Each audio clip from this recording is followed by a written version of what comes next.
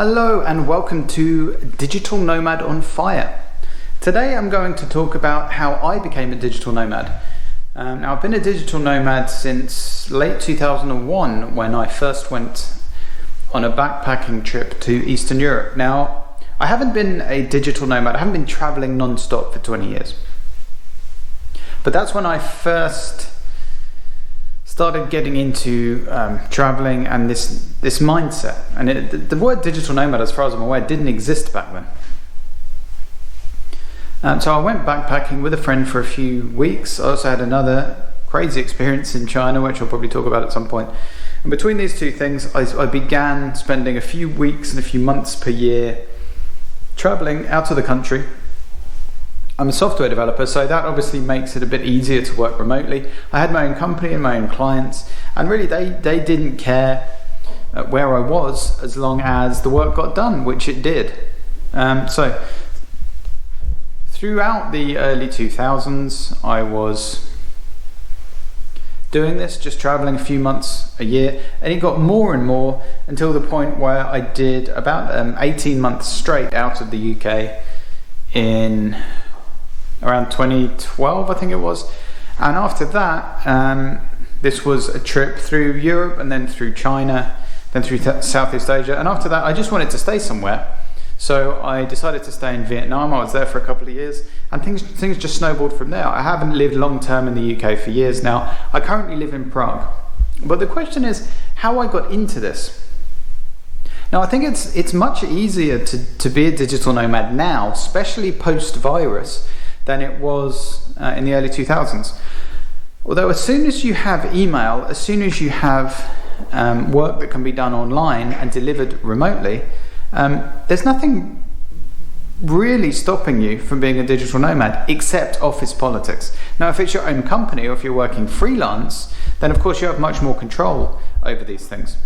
But what I find is all of my clients, I thought there would be more resistance to me becoming a digital nomad, and none of them really complained.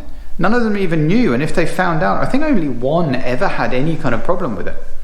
And their problem with that kind of faded into the background when I was delivering the work. It didn't affect them. Clients just want you to do the job well. And if you can prove you can do the job well remotely, then why would they care if you're overseas? They just need to get used to it.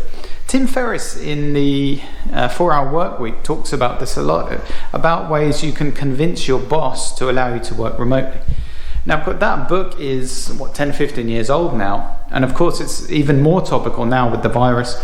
A lot more companies have been exposed to remote working, and I think this will be a much easier sell than it used to be, because companies have had to do this and they've seen that work probably gets done fine by a lot of people a lot of the time.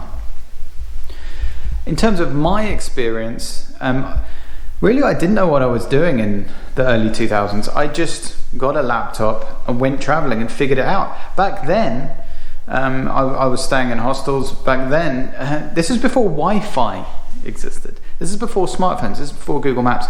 You had to, maybe a hostel had internet, and you had to get the Ethernet cable and take it out of the hostel computer and put it into your computer to check your email.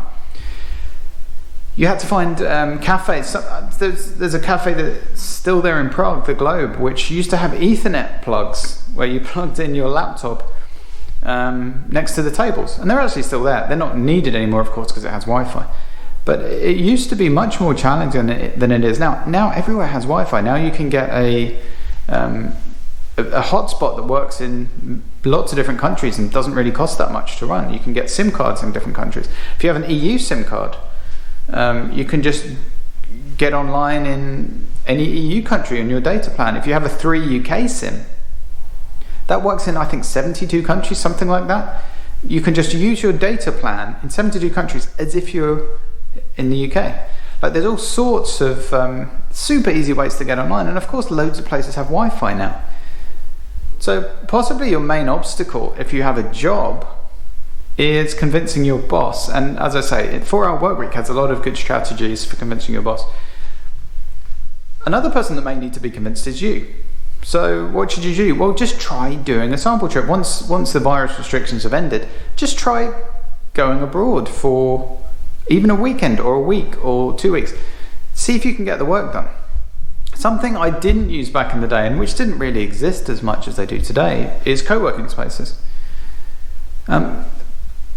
What I will say is, if you're trying to work on the road, especially if you're staying in hostels, I can't really get more than 4 hours work done per day on average if I'm just traveling, staying in hostels, because there's so many distractions. You might find a good cafe to work in, and I love working in cafes, but the cafe might close. You might get talking to people. The internet might not be good in that cafe. The cafe might be closed on Sunday. There's all sorts of things that can stop you working. You have to change cafes twice. That wastes an hour or two. The great thing that didn't exist back in the day that does now is co-working spaces. And there are so many amazing co-working spaces in the world now. Personally, I get loads of work done in them. There's some psychological thing that happens when you go into a co-working space, and the co-working space I work from in Prague at the moment, Locus Workspace is great as well. I just get loads of work done there. Some psychological reason.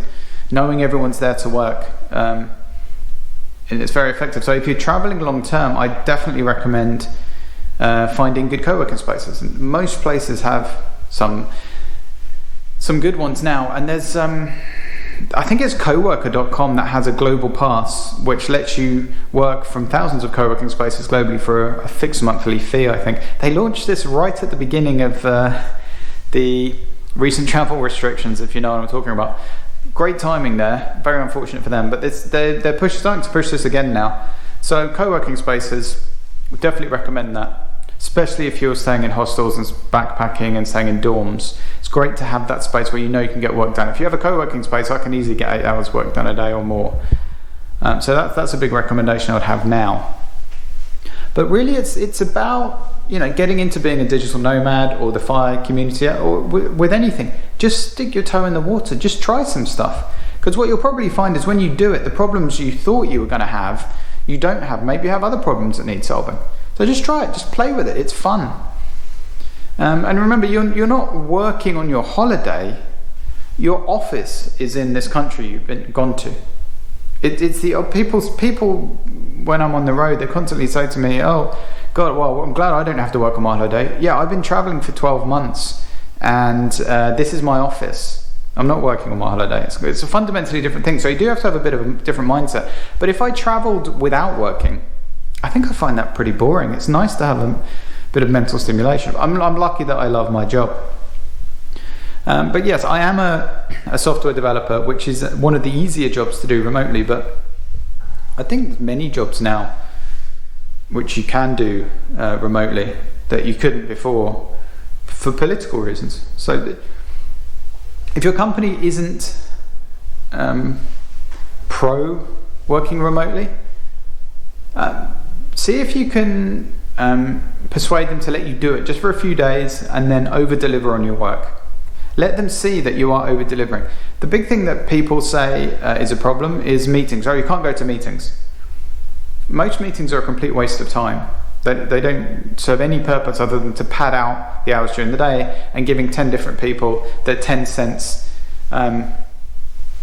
to comment on something that they're not adding anything to the final product. They're not really adding anything. They're just talking for the sake of talking. It's a complete waste of time. Meetings suck the life out of companies.